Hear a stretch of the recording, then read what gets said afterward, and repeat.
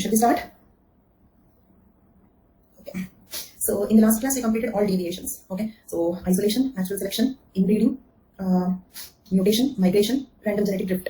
In that order we covered all the 6 deviations from Hardy-Weinberg law. So they come under deviations from Hardy-Weinberg law. They also come under the factors that influence gene and genotype frequencies. Now let us see the next concept, that is genetic polymorphism. The next concept is genetic polymorphism. There are 3 questions from this topic as well. Okay, but this is nothing new. I just have to tell you what you have to write under genetic polymorphism. We covered it already. Okay, so what do you mean by genetic polymorphism? Genetic polymorphism is nothing but genetic diversity.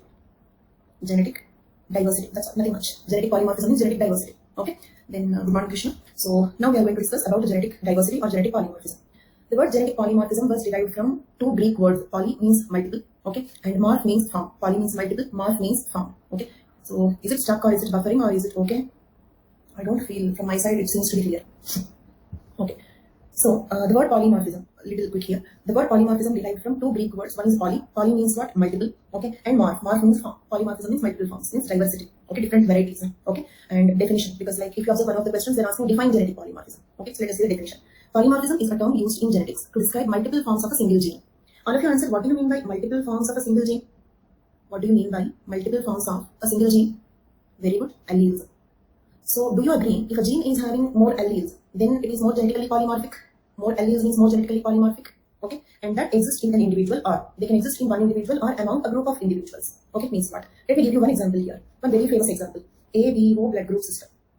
ABO blood group system. Okay. Here, unlike most of the other genes, here the gene I, gene is called as I. Okay. Gene or locus. Locus I. Locus name I. At this locus, we have 3 alleles. Okay, and listen this carefully because this is also a foundation for another concept called multiple alleles in Mendelian genetics. In 9.2, we are going to discuss another concept called multiple alleles. For that also, this is the foundation, introduction point. So most of our genes have 2 alleles, right? Like capital A small a, or capital B small b, or capital H small h, capital S small s, okay, capital C small c. Most of our genes have 2 alleles, but blood groups, ABO blood groups, have 3 alleles. Okay, locus name is I, and the 3 alleles are IA, IB, IO. Is it clear for all of you? The 3 alleles are IA, IB, IO. Then in this, IA produces A antigen. Where on the RBC, let us assume this is RBC. On the surface of antigen, on the surface of RBC, there is something called A antigen. Do you understand? Okay. So IA allele, what is its function? It produces A antigen. Where is this A antigen? On the surface of RBC. Is it clear for all of you? Then same way IB allele produces B antigen. IB allele produces B antigen. Where is this present?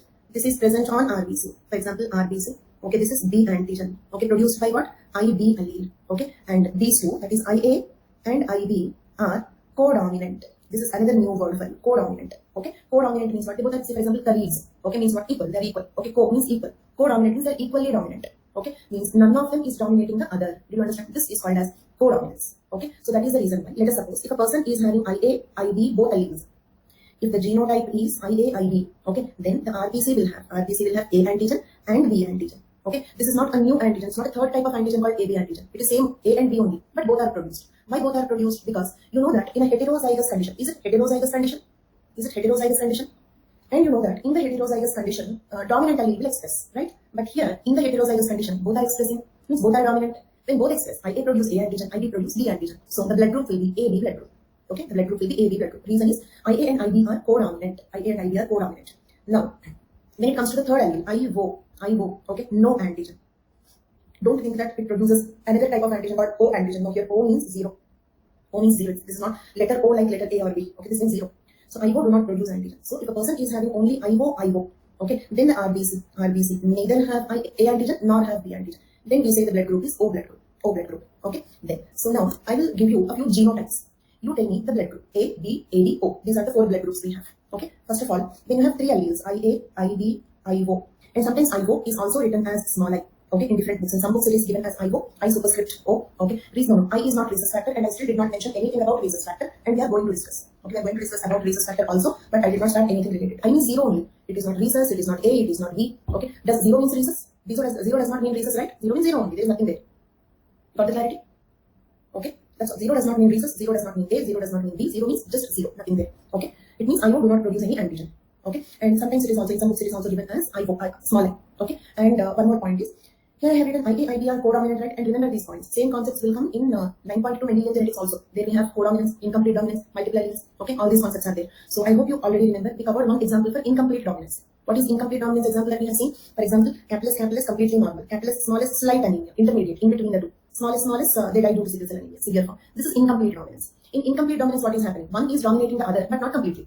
Okay, this is called as incomplete dominance. Incomplete dominance. Whereas in codominance, what happens? Observe the difference between these two. In codominance, what happens? Okay, for example, IA, IB, even incompletely, there is no dominance at all. Neither complete nor incomplete. They both are equal. Okay, so it means this is not an intermediate form is expressed. It is both of them are expressed. Did you understand my point? Here it is in between. Here it is both. Okay, if it is incomplete dominance, it is between the two. If it is codominance, it is mixture of the two. Did you understand the difference? Use these two words. Okay, I'm using two words in between the two. Mixture of the two. I'll give you the concept. Use the word incomplete dominance. Incomplete dominance. Between the intermediate. Okay. Then if it is codominance, meaning is there in the words itself. If it is codominant, both will express. Mixture of the two. Both will express. Mixture of the two. There is a difference between incomplete dominance and codominance. Right? So now leave incomplete dominance. Okay. Coming to this one. Okay. IA, IBR. Complete my sentence. IA, IBR. Complete my sentence, all of you. Codominant. Very good. Very good. Very good. Mixture. Codominant. Both antigens will. It's not an intermediate antigen. This both of them are expressed. From this you can understand. Okay. That is codominance. Very good. Wonderful. Then IA and IB. If possible, complete this sentence. IA and IB both are dash over IO or smaller. Very good. Wonderful. Very good. So that is the reason why we heard AB blood group. But did you ever hear AO blood group? Did you ever listen about AO blood group or BO blood group? No, because A and O are not codominant. When A and O are together, A will express. O will not express. Did you understand? O will not express means what? Actually, O does not mean anything. O means zero. Okay, did you understand? So absence of A and B is O blood group. O blood group means absence of A and B antigens. There is nothing called O antigen as such. Okay. Fine. Then, if there are three alleles, IA, IB, IO. Okay. First question. Let me see how many of you can answer this. Little difficult. Okay. Leave about universal donor now. We will come to that point little later. First, let us understand about the genes. Okay. There is application part of it. This is genes. Let us understand the genes. Okay. See, in general, like try to answer this question. I'll be happy even if one or two of you can answer this. Okay. If there are two alleles, capital A, small a, then we will have. I hope you remember the rule. That is, alleles are present on same locus but on homologous chromosomes. Do you remember this rule? They should not present on a different locus. They should not present on a different chromosome also. If there are two genes, one on chromosome 1, one on chromosome 2, we don't call them as alleles. Okay. So if you remember this rule. And I hope you remember we are diploid organisms. So we have only two copies of each chromosome, right? We have only two copies of each chromosome. Means for any gene, we have only two slots. Agreed? For any gene, we have only two slots. Male, female, both. Male, female, both. We have only two slots. So for most of the genes, we have two alleles. That is the reason. Capital A, small a, capital C, small c, capital H, small h, except XY. So that is the reason why that too XY in males. In the case of females, 23rd pair also will have two copies. If it is males, I clarified that point very clearly earlier that genes present on X and Y chromosomes in females are present in hemizygous condition. So leave that. Let us don't complicate our scenario. We are discussing about homologous chromosomes only. So in this discussion, leave about heterologous because anyway, ABO genes are not on X and Y chromosomes. Clear? So heterologous chromosomes ruled out. So in ABO blood groups, we don't have any male-female difference because they are not present on either X or Y chromosomes. They are present on autosomes. Right?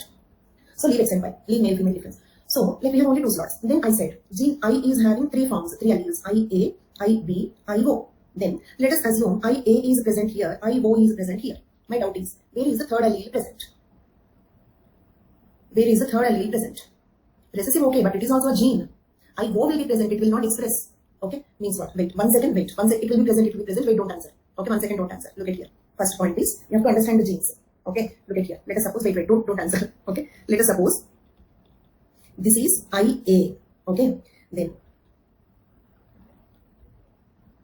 this is IB. Do you remember alleles arise due to mutations? Alleles are formed due to mutations. So actually, each gene is an allele. Okay, you know, actually allelic in Greek means similar. Okay, see, IA is one gene, IB is one gene, but there are similar genes. Do you understand? Similar genes that are present on the same locus on homologous chromosomes are called alleles. Okay, because if you define the word gene as a functional sequence of nucleotides, yes, it is a functional sequence. This is also a functional sequence. Okay, now look at here. This is IO. Do you understand? So is IO present?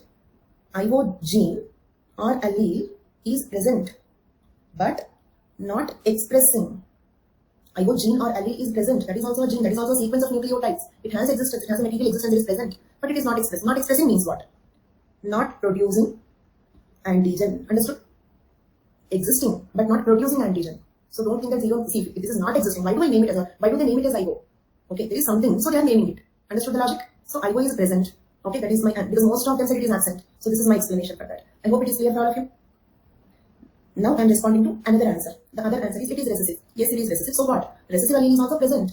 Okay, for example, in capital S small s. Okay, in capital S small s, is small s present or absent? In capital C small c present or absent? It is recessive allele, okay, but recessive allele is also present. It has an existence. Okay, so these are the two answers for which I wanted to respond. Okay, so we have three alleles. No, if they are present on different locus, they are not called alleles. We are calling them as multiple alleles.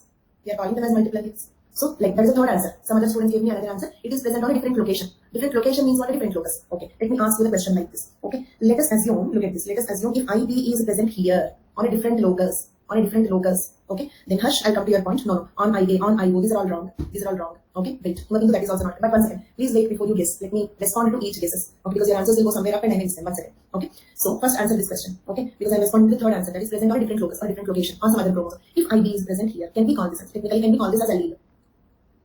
No, very good, because what is the definition of allele? Alternative forms of the same gene present on the same locus but on homologous chromosomes. So if it is present on a different chromosome or a different locus on the same chromosome, we should not call them as alleles. Okay, so if it is present on a different locus on the homologous chromosomes or present on some other chromosome, okay, can IB be present? Select suppose this chromosome number 1, this is chromosome number 2. Can IB be present on some other chromosome like this? No. So if it is present on a different locus on the same chromosome or a different chromosome, we should not call them as alleles. Fixed. Now, okay, and some students are asking me, are telling that it is present on IA. Okay, look at this picture. How can you expect this sequence is present on this sequence? How can IO be present on IA? How can IO be present on IB? One locus is for a single allele only. Means, for example, if it is heads, can it also be tails? If it is heads, can it also be tails? It is either heads or tails. So, in one location, either you have this sequence or you have this sequence. Okay, so both sequences are not possible. They are mutually exclusive, right? If this is a sequence, how can it be the sequence? So, that is also not a correct answer. Okay, now I am responding to one more answer.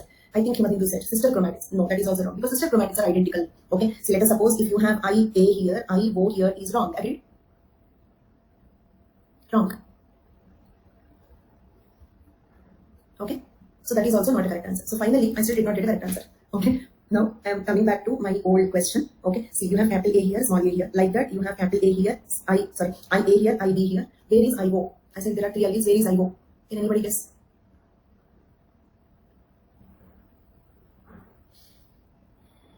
Dream IPS, you only think about your answer. If it is present at a different locus, can we call them as alleles? Disappointing. That body is related to X chromosome. This is not at all related to X chromosome. And Dream IPS not present. I think Nana today you are not in the class. Okay. I think some friends have occupied your mind. I strongly said it is present. If it is absent, why do we give it a name IO? If it is absent, do we give, say for example, like a couple did not get a child. Do they name the child? They will name the child if they get the child. Okay. Why do we name something which is not there? It is present, it is not expressive. Okay, fine. Let me give, no, not imprint. Imprint, even if it is imprint, should be present, right? Where it is present. Okay, let me give you the answer. Okay, but when I give you the answer, you'll feel like maybe very obvious, right? Look at here.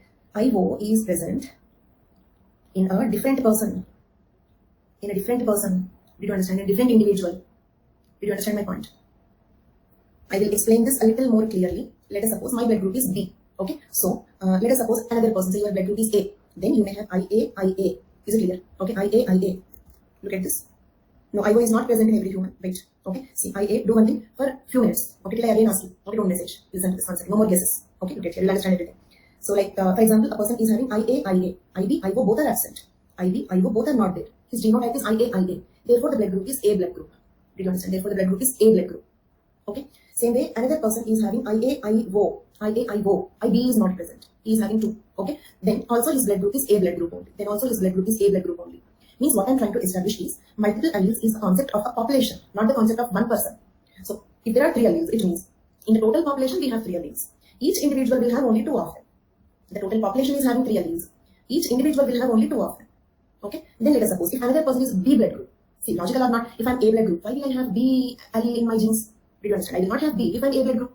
Okay, I will not have B if I am B blood group. If I don't have O if I am B blood group. Okay, let us systematically come. Okay, then let us suppose another individual. Okay, IB. Okay, IB. Then the blood group is B blood group. Did you understand? So if a person is B blood group, it means he is not having IA. He is having only IB. Is it clear? Or like IB, IO. Tell me what will be the blood group? What will be the blood group? B only. Because I told you, if you remember, IA, IB are codominant, but IA, IB both are dominant over IO. Do you remember? IA, IB are friends, but IA, IB both are bosses on IO. Understood? They dominate IO. But they both are friends. IA, IB are friends, but they are dominating IO. Got my point? So, then let us suppose, I'll give you another combination. Okay, is there anybody here who is an AB blood group? AB blood group? Yes. Then you have IA, IB. Did you understand? You will not have IO. Okay, you have IA, IB. Okay. Then is there anybody here who is having O blood group? Right? Then you have IO. You don't have IA or IB. Did you understand? So on the whole, multiple alleles is a concept of a population. How many ever alleles, listen to the statement very carefully, how many ever alleles the gene is having, but one individual will have only 2 of them. One egg will have only one of them. One sperm will have only one of them. Got it? Because they are diploids. Egg and sperm only one allele because they are haploids. Got the clarity? So, O blood group is caused by recessive allele. Still, how is it the most common? Gene frequency, IO gene frequency can be more. Okay, and for example, if you have only two alleles, say capital A is P, small a is Q. Okay, same way if you have IA, IB, IO, then the gene frequencies will be like this. Do you understand? IAP, IBQ, okay, IOR, then P plus Q plus R is equal to 1. Did you understand my point? And P will be 0.33, Q will be 0.33, okay, and R will be 0.33 at equilibrium. Did you understand? So for 3 alleles, the equilibrium will be like this. If you have 4 alleles, it will be P plus Q plus R plus S. Then 0.25, 0.25, 0.25, 0.25. Just like if you have only 2 alleles, it's 0.5, 0.5. This is how the equilibriums operate for more number of alleles. Then, if you ask me the question why OA is common, maybe R frequency is more. There is no rule that recessive allele frequency should not be more. Okay, for example, is it stuck? This is the only and only problem with online classes. This is literally the only problem with online classes. Otherwise, I promise the communication in online live is far better than offline. In offline previously, so like there was no chance that an individual student could communicate. Students used to wait for days or even more than that to get 5 minutes appointment with the teacher. Okay, so like this is one wonderful way, like each and every student can speak, each and every student can, and that's what, like it's a wonderful experience on the whole online live. Okay, in Vajiram, like for me only, students used to wait half an hour before the class in the queue, plus 5 minutes doubt. They had to wait for 3-4 days because I will run away after the class. Why do I run away after the class? Because I have next class. Even they will run away after the class. Why? Because they have next class in a different building, which takes 5 to 10 minutes to go. Okay, so this is a wonderful platform that each one of you can message, you can tell your feelings, you can communicate. So I'm thoroughly enjoying it. The only problem is stuck. Is it stuck? Is it not stuck? This is the only problem we have here. So I hope like we will have better internet facilities at least in the future in India. Okay, so did you understand how the equilibrium conditions operate? Yes, like this is genotypes. And that was the next question that I'm going to ask.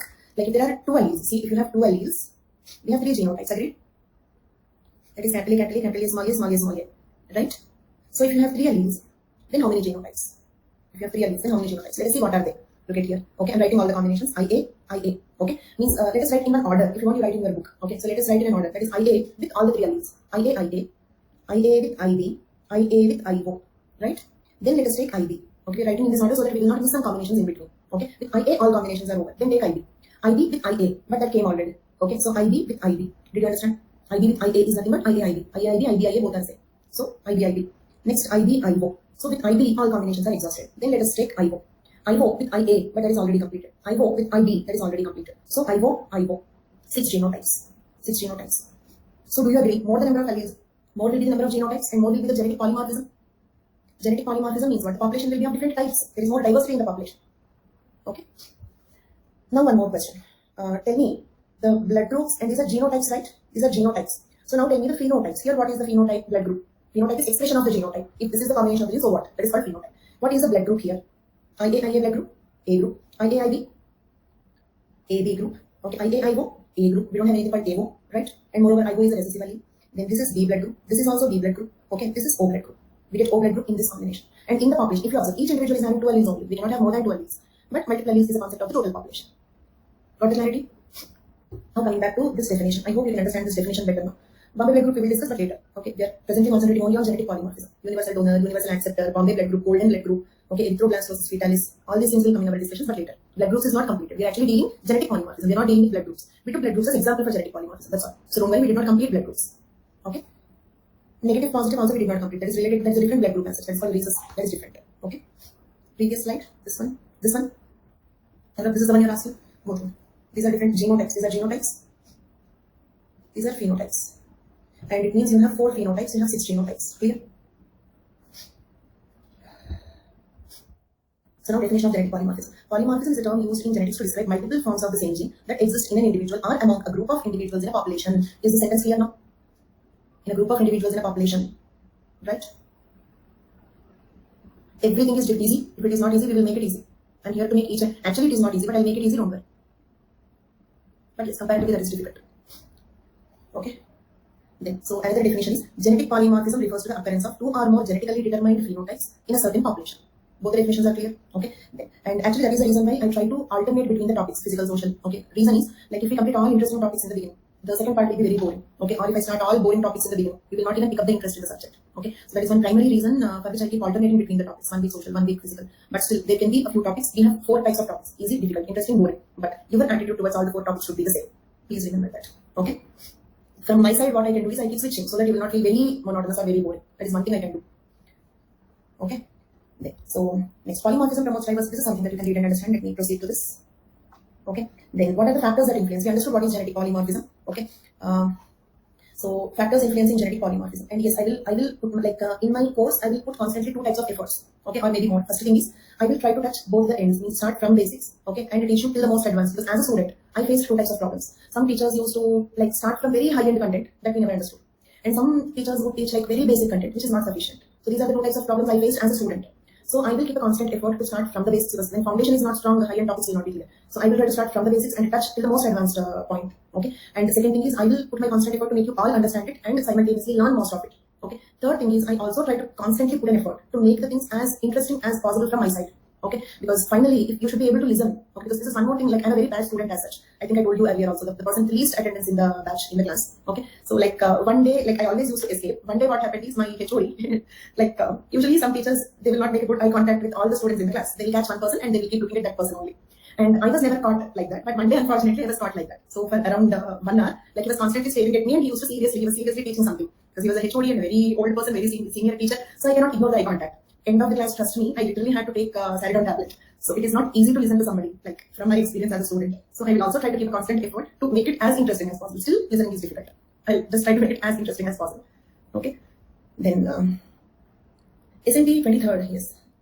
Okay, fine. So now factors influencing genetic polymorphism. So in that, isolation. Okay, let me do one thing. Okay, so isolation. Will it increase genetic polymorphism or decrease genetic polymorphism? Of course, answer is there here, that too very prominently. Okay, let me do one thing.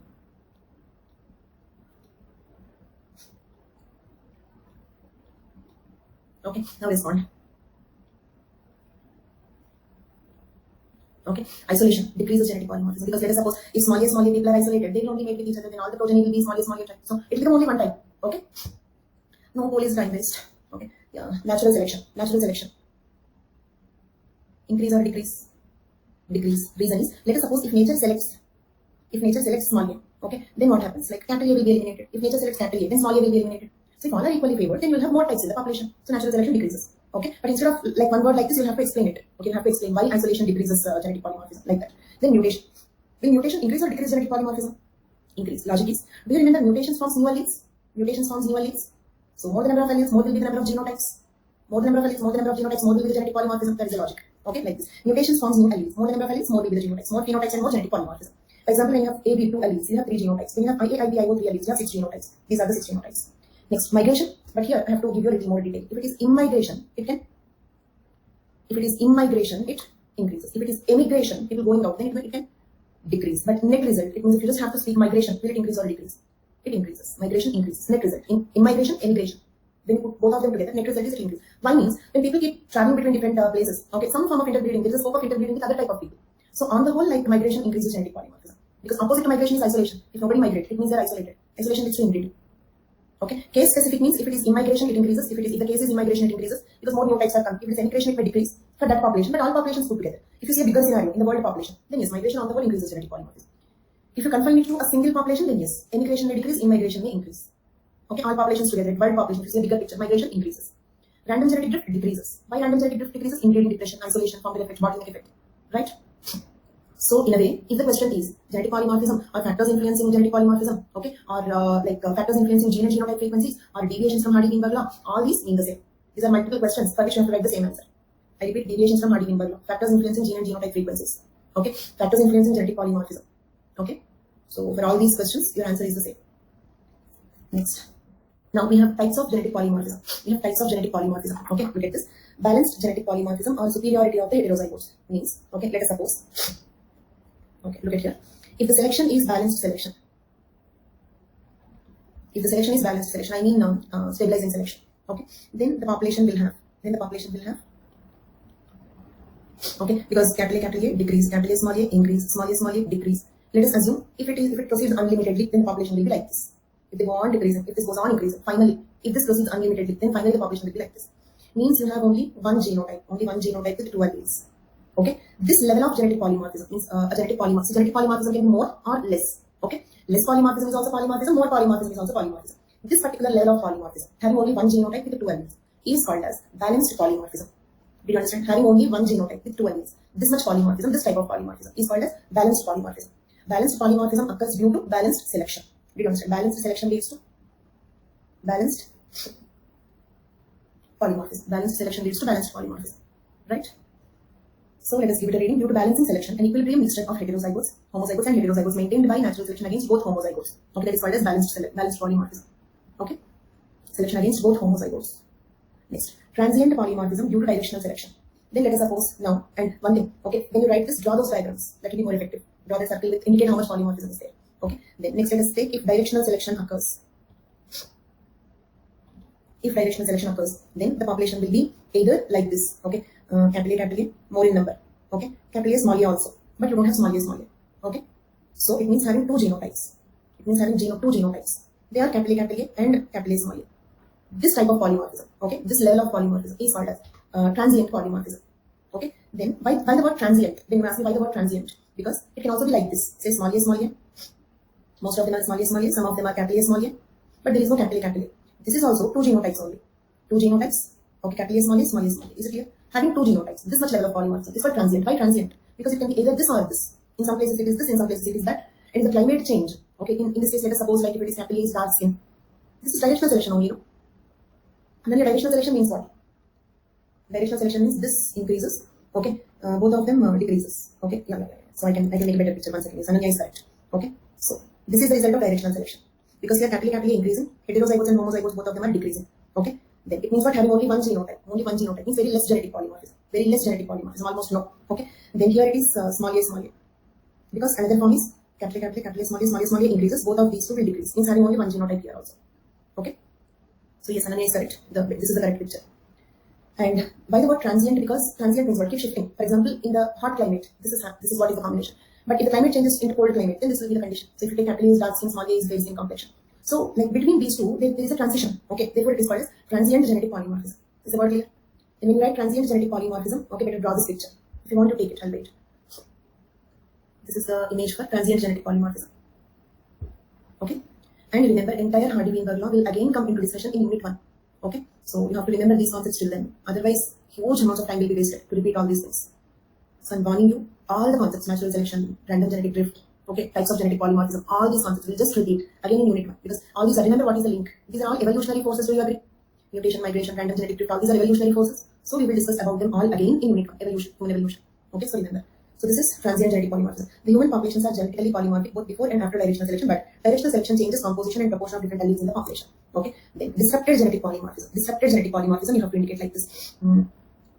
Small a, capital A. There are no heterozygotes. Heterozygotes will decrease, both homozygotes. It's having two genotypes and both of them are homozygotes. This level of this type of genetic polymorphism is called as disrupted genetic polymorphism. So disruptive selection leads to disruptive genetic polymorphism. Clear? And you can write in your own sentences also. If these sentences does not appear very meaningful to you, just ignore. You can write in your own sentences. In fact, 1 or 2 sentences with the diagram will be sufficient. You can write on your own that disruptive selection leads to disruptive genetic polymorphism. And then you draw this diagram. Then write one statement that disruptive genetic polymorphism is nothing but having two genotypes, both are homozygotes. So like that you can frame on your own. Okay. So this is disruptive genetic polymorphism due to disruptive selection. These are types of genetic polymorphism. Okay. So now let us see the previous questions and make sure whether you can answer all of them or not from this content. Define genetic polymorphism. Give details of its types with suitable examples. Okay, so here we have definition. This definition you have to write, and then here we have types, and examples. What examples you have to write? For this you have to write. Tell me what examples you can write for balanced genetic polymorphism or superiority of heterozygotes. You have to write examples of you have to write examples of stabilizing selection. No, not color, body weight, birth weight example you have to write. Right. Next, if it is a transient genetic polymorphism, 6 examples that we spoke: skin color, broad nose, Allen's rule. Okay, then alcohol dehydrogenase fast and slow, lactase gene, color blindness, B blood group. One I got disconnected. Which one? First one, balanced. Example is birth weight in the neonates. Okay. The neonates with high birth weight will also have high mortality. Neonates with low birth weight also have high mortality. Neonates with 2.5 kg birth weight have highest survival chance. Okay. Means heterozygotes are selected. Stabilizing selection. Okay. Here you have to write 6 examples of directional selection. So it means balanced polymorphism examples are examples of stabilizing selection. Example for disruptive selection, inbreeding. There is no example for disruptive selection. Disruptive selection is caused due to inbreeding. Because there is just no good reason. Okay. While homozygotes can be better when compared to heterozygotes. No doubt, heterozygotes are better. Heterozygotes number will decrease despite the point that they are better due to inbreeding. In inbreeding also, heterozygotes decrease is not because they are inferior, they are superior. Still they will decrease. Reason is inbreeding. So disruptive genetic polymorphism is due to inbreeding. Done? So here you have to write birth weight examples. Write down if you want birth weight examples. Then here 6 examples of directional selection. Okay. Nothing couple. Okay. Balanced polymorphism is because of balanced selection.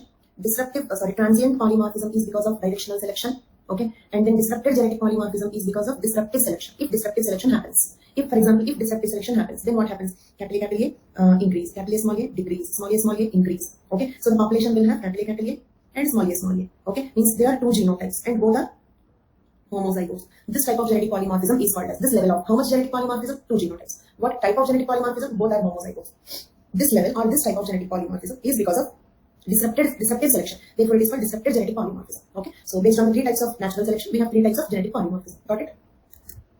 Okay. And I strongly recommend drawing the diagrams. Okay. So can you all write this answer? Define genetic polymorphism. Give details of types with suitable examples. And like Kapil did, if you get disconnected somewhere, quickly come back and ask me about like the point where you got disconnected. Okay, don't continue the discontinuity. Okay, next question. Differentiate between transient and balanced genetic polymorphism. Illustrate your answer with suitable examples. Same question, but here they are asking only about 2 of them. You need not write about disrupted polymorphism. That's all. You have to define genetic polymorphism. That becomes your introduction. Then you have to write about 2 types of genetic polymorphism. Draw the diagrams. Give examples. Next, genetic polymorphism. 10 marks. Actually, answer is the same. Here also you have to write definitions and types, but you have to minimize the number of examples. Okay, draw the diagrams, but minimize the number of examples because of confining to only 150 words. So, are you confident that you can write all these 3 questions? Next. These questions were given in 2015, 19 and 11. Let us see 2 more questions here. Implications of mutation in evolution. Implications of mutation in evolution. How natural selection acts on variation, explain with human examples. Okay. Let me first give the explanation for these 2 questions. You'll have answer here. Answer is there here. Okay. And I'm just explaining it.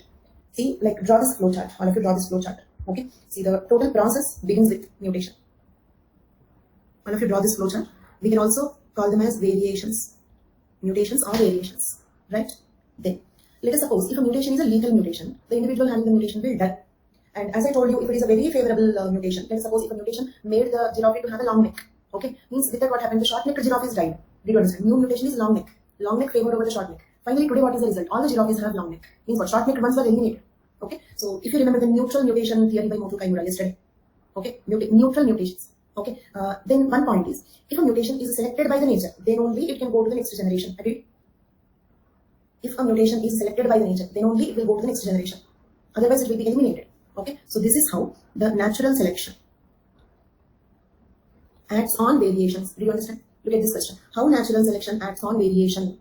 How does natural selection act on variation? Okay, how to write it is different. You don't have a problem because I have given the answer there. Okay, so stop worrying about how to write it. But do you understand how the natural selection acts on variation? Natural selection will select some variations that are favorable. Do you understand? Natural selection will select some variations or some mutations that are favorable. That is how the natural selection acts on variations. Right? Then explain with human examples. Examples are, you can write, for example, all the 6 examples of directional selection. Here you can write all the 6 examples of directional selection. Okay? So if you just write those 6 examples, easily you can make 200 words there itself. So can you write this answer? How natural selection acts on variation. Explain with human examples. The point is, mutations are random. Okay? And okay, let me explain this point. Mutation is a mistake. Do we commit mistakes with a prior plan? So mutations are just random events. A mutation can occur in any gene, any human being. For example, why only that person should get sickle cell anemia, why not some other person? Do you understand? Random. Mutation can occur in any person. And when there are 30,000 genes, why should he get the mutation in hemoglobin gene only, why not some other gene? Do you understand my point? So mutation is just random. Okay. Mutation do not know whether the giraffe require long neck or short neck. Do you agree? Does the giraffe's genes know whether it require long neck or short neck? No. Long neck mutation did not happen because the giraffe wanted it. For example, let us suppose I have diabetes. Just suppose I don't have. Let us suppose I have diabetes. I don't want to take insulin injections, tablets and all. So if I want, will my mutated insulin gene mutate back into the normal insulin gene? If I want, I strongly want it. But will it get converted back into the normal insulin gene? If that is the case, then why so many people are suffering from the mutations? Means mutations do not occur according to our needs. They occur randomly. But they will be selected by the nature according to our needs. For example, randomly some mutations occurred in giraffe. The long neck mutation was selected by the nature. Did you understand? This is how the natural selection acts on variations. Then what are examples? You can get 6 examples of directional selection. So can you write around 200 words on this concept? Manjanath, very, very good afternoon. And we are about to say good evening. Rajesh, I'll come back to your question. So, are you all confident you can write this? And here, implications of mutation in evolution. Okay, but then we have to continue. Look at here. No problem, Manjanath, just for fun. Okay, no problem. Mutation, natural selection. Okay, so like, so natural selection will favor some favorable mutations, right? Then what happens? Then these people may migrate. Do you agree? For example, let us imagine. Keep the giraffe is long neck example in your mind. Okay. If long-necked ones did not migrate, if long-necked giraffes and short-necked giraffes stayed together, if they continue to interbreed, do you think the giraffes could ever get their long neck? No. So, what happened there is, randomly long neck mutation occurred. Nature selected it. So, nature selected it means what? They could pass on that mutation to the next generation. The long neck giraffes next generation also born with long neck. Then, these long necked animals migrated. These long necked animals migrated. Because they got migrated, they got isolated. Because they got migrated to a new place. In the new place, there are only long necked giraffes. There are no short necked ones. So, they underwent isolation. Because they got isolated, okay, they underwent inbreeding. Is it clear? Because they were inbreeding, the entire population became long-necked only. Finally, the long-necked ones evolved to be a new species. Then they could not mate with the short-necked ones. Is it clear? When the mating is, when we declare that a new species is found, then they cannot interbreed, or even if they interbreed, a fertile offspring is not born. Mongoloid eyelid is not a speciation example because we are not still considering mongoloids to be a new species because we can interbreed with mongoloids. From migration, nothing. Let us suppose, I'll explain, but keep giraffes long neck in your mind. I'll repeat the total story. Okay, a random mutation. Okay, made the giraffes have long neck. In some giraffes, a mutation happened, so they got long neck. That is random. Is it clear? That is not because there is some need. Then, because the long neck favored them, how it favored them? Because when the trees are very tall, okay, the long necked giraffes can easily eat the leaves which are present on the tree tops. Okay, so that is the reason why they were favorable. The long neck was favorable, so the nature selected it. Then, if the long necked ones stay along with short necked ones, if they continue to breed with each other, all the next generation can have intermediate length. Is it clear? Or maybe short length also, or maybe a mixture. Okay, but what happened is the giraffes having the long neck migrated to a new place. What new place? Instead of grassland, a tree land. Okay, they migrated to a new place instead of grassland, a tree land. Because their long neck is suitable for tree land. And the short necked ones remained in the grassland because short neck is suitable for the grassland. Is it clear? Okay, then this might, because they got migrated, they got isolated. Means in the tree land we had only the long neck animals. And because they got isolated, they didn't have a choice to mate with the short necked ones, so they only underwent inbreeding. So, like, it formed a population full of only the long necked giraffes. Okay, eventually the long necked giraffes became so different from the short necked ones that they could not mate with each other, or even if they mate, okay, they could not give birth to a fertile offspring. Means a new species called giraffe was formed. Story over. Is it clear?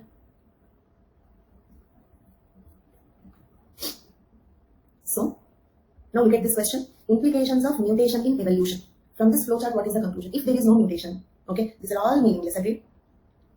If there is no mutation, remaining all are meaningless. Reason is, because of mutation, there are a few short neck, long neck, you have choice. Then the nature will select one of them. Then the selected ones may migrate. Then they may get isolate. If there is no mutation at all, if all of them are same, okay, who will migrate, who will isolate, who will inbreed? Did you understand? This complete story becomes meaningless if mutation is not there. That is the implication of mutation in evolution. Hence we call mutation as the raw material for evolution. Clear? Done? So can you answer these two questions also? So there are 10 previous questions. 10 previous questions over a span of 10 years. And this is a collection of 10-year previous questions. And also I strongly recommend, don't go through the previous questions beyond 10 years. Time waste. After you cover 10-year previous questions, still you have time. Okay. Do your practice in essay, ethics, GS, something else. Okay. No need. Time waste. Okay. Moreover, they will kind of deviate you, mislead you, confuse you because the questions are different total. So 10 years, 10 previous questions only from 9.4. This is 9.4 or 9.3. Sorry, I have this confusion. 9.3, right? Yeah. So from 9.3, there are 10 previous questions. Means what? In unit 9, each chapter is like a unit. Here, one point I would like to strongly tell you is all units are not equal in volume or importance. Is it clear? In 9.8, in unit 9, you have 8 chapters, 9.1 to 9.8. Each chapter is more important than some units. For example, if you take unit 3, entire unit 3, you don't have 10 previous questions over 10 years. Did you understand my point? Entire unit 3, you don't have 10 previous questions. You have only 5-6 previous questions over 10 years. Means the question is coming only once in every alternate year. But only one chapter, 9.4, and not only 9.3. In chromosome vibrations also, I think we are seeing at least some around 10 previous questions. 10 previous questions over a span of 10 years. So each chapter in unit 9 is more important than some units. Unit 3, unit 4, unit 7. Okay, these are research units which are less important than single chapter in unit 9. Based on number of questions analysis. Okay. Question 6, do we have to write about variation in blood group? What is question 6? Difference between transient, balanced genetic polymorphism. For transient, you write the examples of 6 examples of directional selection. For balanced, you write the example of that birth weight. Okay, but ABO is not an example for that, I think. Okay, not ABO. ABO is not an example. Okay, so with that, 9.3 complete. 9.3 complete. Okay, let us cross check whether we completed or not. Concepts of genetic polymorphism done, completed. Selection, Mendelian population, Hardy-Weinberg law, causes and changes which bring down frequency. I said this is a meaningless sentence. Here you have to replace it with factors influencing gene frequency. Factors influencing gene and genotype frequency. Then mutation, isolation, migration, selection, inbreeding, genetic drift we discussed elaborately one after the other. Then consanguineous and non-consanguineous mating we discussed in marriage chapter. Then genetic effect of consanguineous and cousin marriages. Genetic effect of consanguineous and cousin marriages completed. So only one word that is left here is genetic load. Okay, here one word which is left over is genetic load. Okay. This we will discuss later. So with this I'm declaring 9.3 is completed except genetic load. This we will discuss after 9.2. Now we are starting 9.2 Mendelian genetics. 9.2 Mendelian genetics. Before that, let me know about tomorrow's class. Two alternative timings, 8 a.m., 3 p.m. as usual. Okay. So, okay, poll. 1 second, poll. 8 a.m. option A, 3 p.m. option B. 8 a.m. option A, 3 p.m. option B. Okay.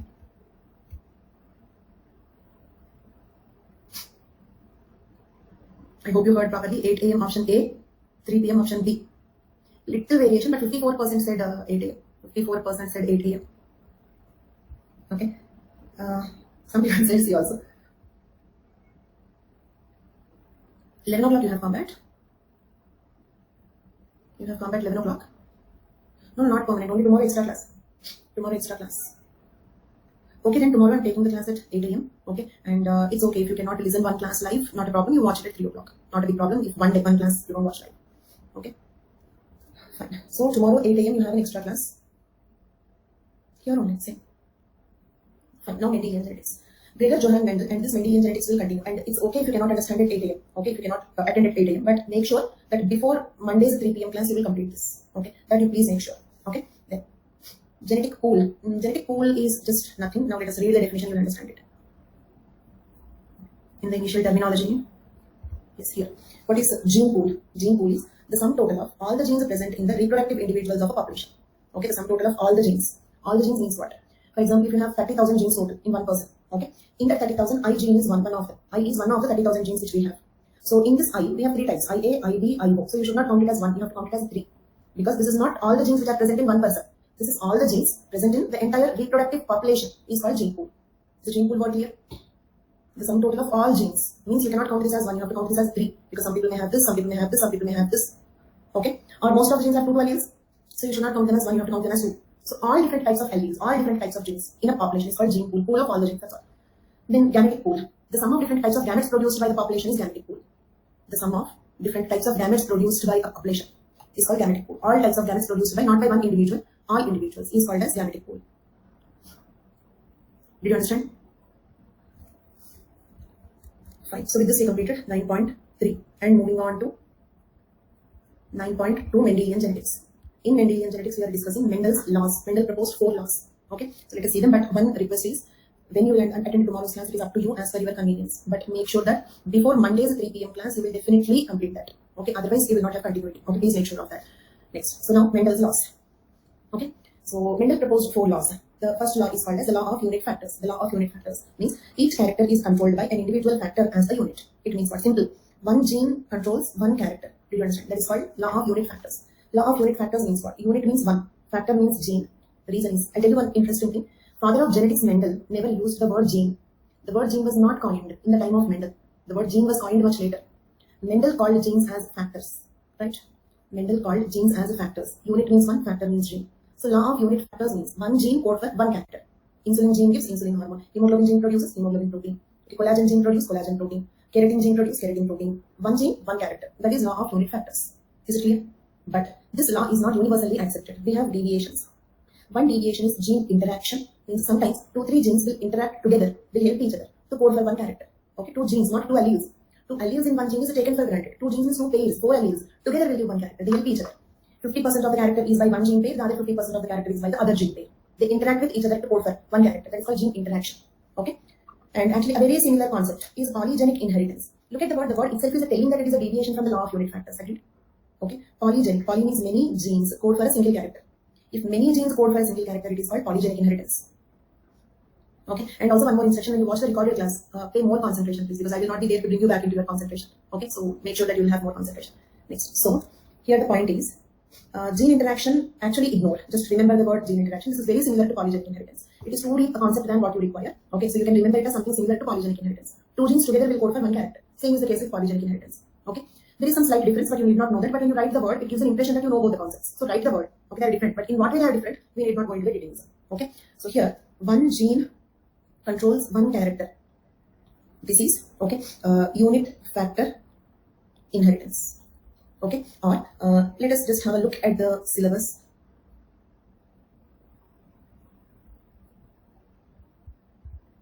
Uh, 9.2 syllabus is very brief. Mendelian genetics in man family study. Here they have given a word single factor. Is this word single factor Unit factor, same. Single factor, unit factor, same. Here they have given a word multi-factor. Is multi-factor polygenic? Same. Multi-factor, multi means poly, factor means chain. Multi-factor, polygenic, same. Okay. Polygenic inheritance in man. I don't know why, but they repeated this once again. Means probably here concept we have to understand. Here we have to focus on human examples. Polygenic inheritance in man. Okay. So in this topic, we are going to differentiate importantly between single factor inheritance or unit factor inheritance. Okay. And polygenic inheritance. No, both the words. Okay. Single factor inheritance, unit factor inheritance mean the same. Multi-factor inheritance, polygenic inheritance mean the same. Okay. Got the point? So deviation from law of unit factors is polygenic inheritance or multi-factor inheritance. Polygenic, or write it if you want. Okay, please write these two words if you want. Unit factor, single factor, polygenic, multi-factor. Done? Then law of dominance. We know most of these things. In this law, Mendel just defined what is dominance, what is recessiveness. That's all. Law of dominance. When there are two alleles, one will dominate the other. That is law of dominance. Is law of dominance clear? When there are two different types of alleles in a gene pair in a heterozygous condition, one will dominate the other. So let us give it a reading. If two contrasting factors, Mendel also did not use the word alleles. Okay, he called capital A, small a as two contrasting factors. Agreed? If two contrasting factors are brought together in a cross, one of them will express itself.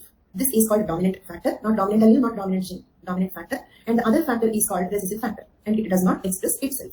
Okay, this is in Mendel's words, but today we are calling them as genes, alleles. That terminology was not there when he studied these concepts, when he proposed these laws. Okay, but are these sentences making the same sense as we understood from alleles, dominance, recessive, heterozygous? Brought together in a cross means what? Heterozygotes. What if this comes in exam? Write it. Okay.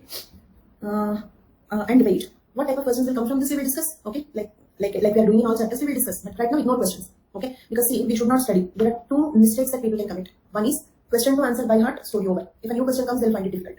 Or some people will be very, very strong in the concepts but cannot write the answers. Both are dangerous. So like I'm doing one approach that is first let us complete the concepts in detail, understand everything in detail. Finally, we will discuss previous questions. Okay, so that we will also get to know how to answer, and we also make sure that we can answer. That's all. Okay, but let us don't begin with like worrying about previous questions. That should not be the order. We'll go to those topics. So, law of dominance. Then what are the deviations from this? Codominance, incomplete dominance, multiple alleles. You know all the three concepts. Codominance example. Give me one example for codominance. ABO blood group. See, you should not say AB. That is called ABO blood group system. ABO blood group system. And you should not even say blood groups because there are many blood groups. RH blood group. Okay, Indian blood group, Kid blood group, Duffy blood group. There are so many blood groups. ABO is one popular type of blood group. That's all. So, AB blood group, okay, or blood groups in general, correct? But not complete. ABO blood group we have to say, okay? Then, so these two laws are clear. Third law, this is little difficult to understand, okay? This law, also known as law of purity of gametes, or universal law of genetics. Why this is called universal law of genetics? Because this law has got no deviations. There are no deviations. This is accepted. No deviations is different. No exceptions is different. We have exceptions for this law also, but we don't have deviations. What is the difference between exception and deviation? Deviation means, okay, 60% of the times it will happen like that. Some 40% of the times it can also happen like that. Then we call it as deviation. 99.9% times it happens like this. Rarely, exceptionally, 0.1% of the cases can be like the other type also. Then they are called exceptions. So we have exceptions for this law, okay? But we don't have deviations. And for every law there will be exceptions. There is no exception for that law, okay? Then, so did you understand the point? So this law is universal law of genetics. This is also called as law of purity of gametes. Let us see the statement. Okay, statement of the law. The factors are separated during gamete formation. Let us cross check. Okay, here. Let us suppose this is the individual. Okay, crossed with this is another individual. Okay, and we call this as monohybrid cross. Remember the word monohybrid cross. Okay, write down if you want. Monohybrid cross. Write it down. A cross performed by considering only one character at a time. A cross performed by considering only one character at a time. Means you are taking only one gene pair. Okay. For example, if I write capital A, think about this question and all of you answer appropriately. If I write capital A, does it mean that this individual will have only one gene pair? Or will they have all 30,000 gene pairs? Right? But we are speaking only about that gene. That's all. In individual, how can I separate a single gene? For example, I have insulin gene. Okay. Then what about remaining all? What about my nose? What about my head? Who will produce all of them? So I cannot survive with only insulin gene. Agreed? So individual means all 30,000 gene pairs will be there. But we are speaking about only one gene pair. Remember this point always. So a cross performed by considering only one character at a time is called as monohybrid cross. And look at here. Dihybrid cross is a cross performed by considering two characters at a time. Cross performed by considering two characters at a time. Means what? Like this. AABB into AABB. Got it? We are considering two gene pairs or two characters. Yes. Okay. Same way we can also have a trihybrid cross. A cross performed by considering 3 characters at a time. For example, AA, BB, CC with. Got it? So 2 persons cross means 30,000 genes into 30,000 genes. 30,000 gene pairs into 30,000 gene pairs. Okay? In fact. So is the correction clear? Okay. So coming to this. So I hope these 3 words are clear. Monohybrid cross, trihybrid cross, trihybrid cross. Then we are at the third law. We are taking the monohybrid cross. This is a monohybrid cross. In this monohybrid cross, this is called P1. P1 means first parental generation. First parental generation means you're starting the cross with this. Okay? Then let us take Mendel's example only. Capital T with small t, P1 generation. Got it? Then, do you agree in somatic cell? Okay, listen this statement very carefully. This is a little bit difficult to understand. So, like in a somatic cell, do you agree both the alleles are together in the same cell? In a somatic cell, you have 2 alleles of each gene, right? Both the alleles are together. Where are they together? In what cells? Both the alleles of the same gene pair are together. In what cells? Both alleles. Think Dream IPS. By the way, Dream IPS, may I know your correct name? So in somatic cells, thank you, Hinesh. I would address you like that. Then, so like in somatic cells, both the alleles of the gene pair are together. Okay, but during gamete formation, they separate. Do you agree? Okay, when do they separate? When do they segregate? And if you observe this law, the law is law of segregation. Means speaking about this separation only. The separation of 2 alleles of a gene pair. Then during gamete formation.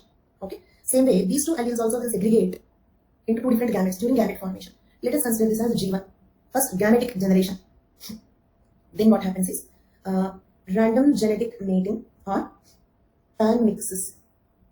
Did you understand? These gametes will undergo random genetic mating or panmixes.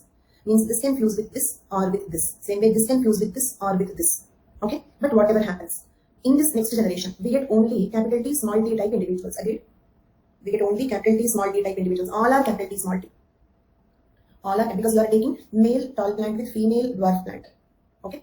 So male will produce only T type gametes, female will produce only small t type gametes. So all the next generation is capital T small t. We call this as F1 generation. F1 generation means first filial generation. First filial generation. Do you remember filiation, complementary filiation in kinship chapter?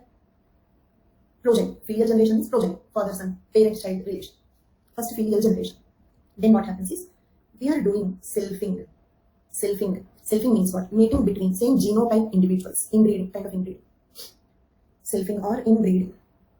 Who? These 2. Then. Okay? Now, here also, do you agree capital T small t were together in the same cell in somatic cell clear? Capital T small t both were together in the same cell before gamete formation. But during gamete formation, they are segregating. Okay? Then, these are the 2 types of gametes produced. Capital T, small t. These are the 2 types of gametes produced. Okay? Then again, panmixes. Then again, panmixes or random genetic mating.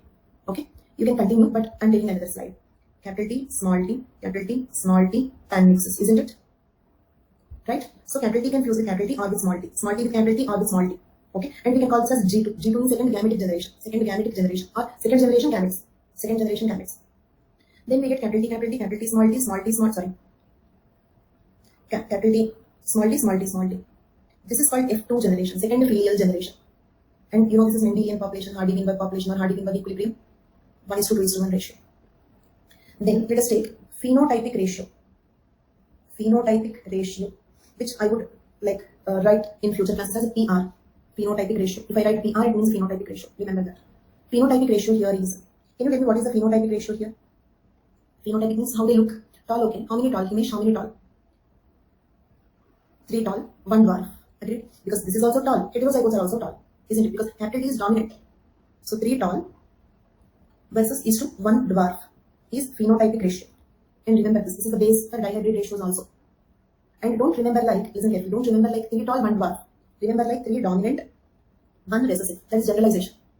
Because if it is length, then it is tall dwarf. If it is color, then it can be yellow green. Or if it is a shape, it can be round ringed. Whatever might be the character. Dominant phenotype 3. Recessive phenotype 1. This is, that is generalization. Okay, because our target is not to understand about pea plant. Our target is to understand the Mendelian principles. So we have to majorly go by this generalization.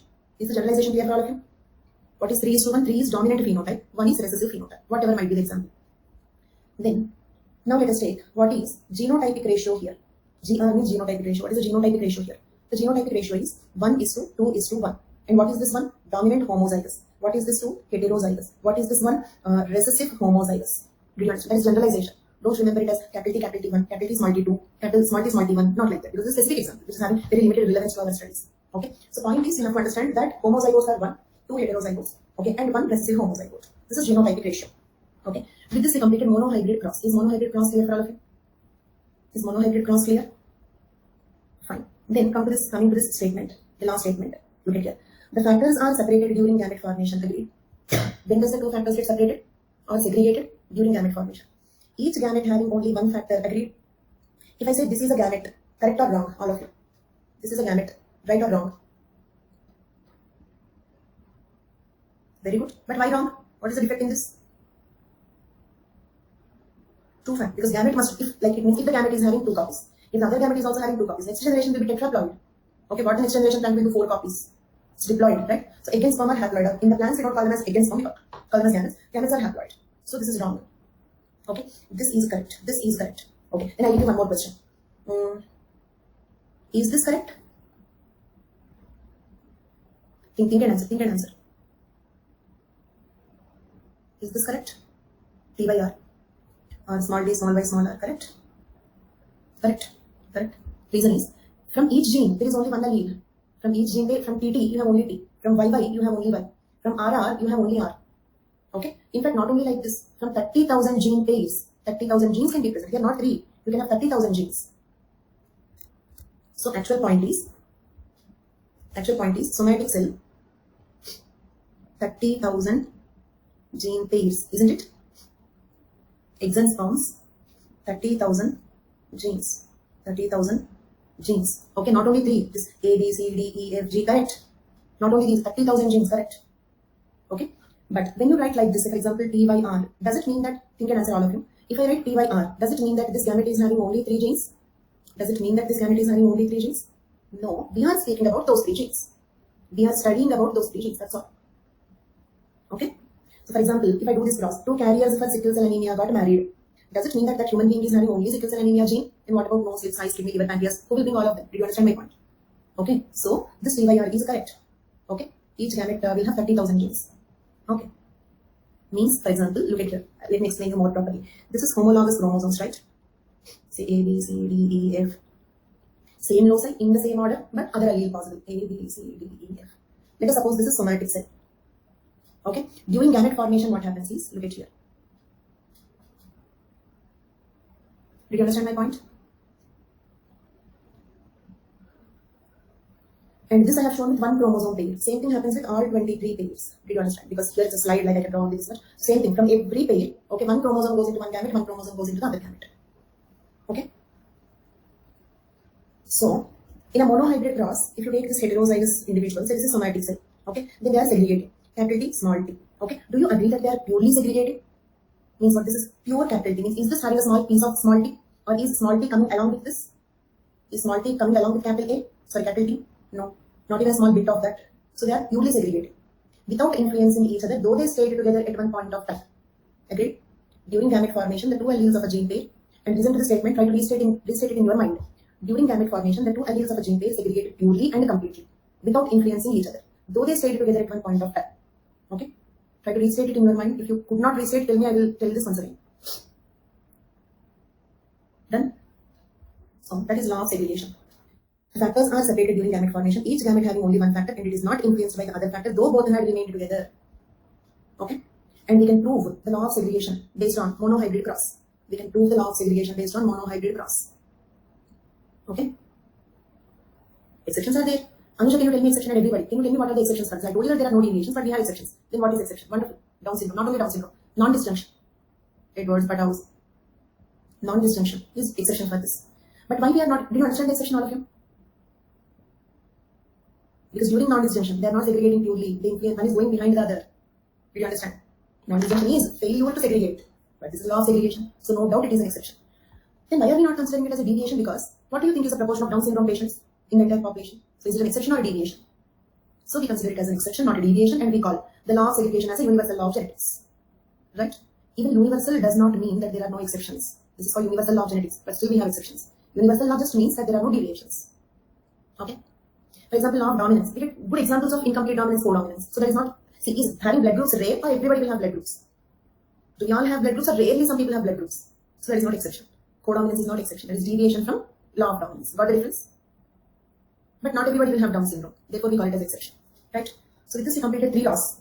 Mendel proposed only 4 laws. So we have to see the 4th law. Okay? That we will discuss tomorrow. Okay? And as tomorrow, I'm just thinking between 8 and 3. In fact, maybe 3 is a bit more comfortable for me.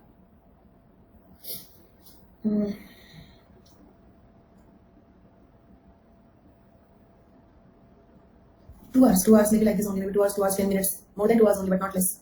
Because you have to complete total 9.2. Of course, it is a small chapter, and of course, we know most of them, but still. Okay, tomorrow class is 3 p.m., but who knows, because tomorrow if I don't wake up, it will be a big scene. Okay, 3 p.m. Tomorrow class at 3 p.m. Done? So, that's all for today's class. Thank you so much. Bye-bye.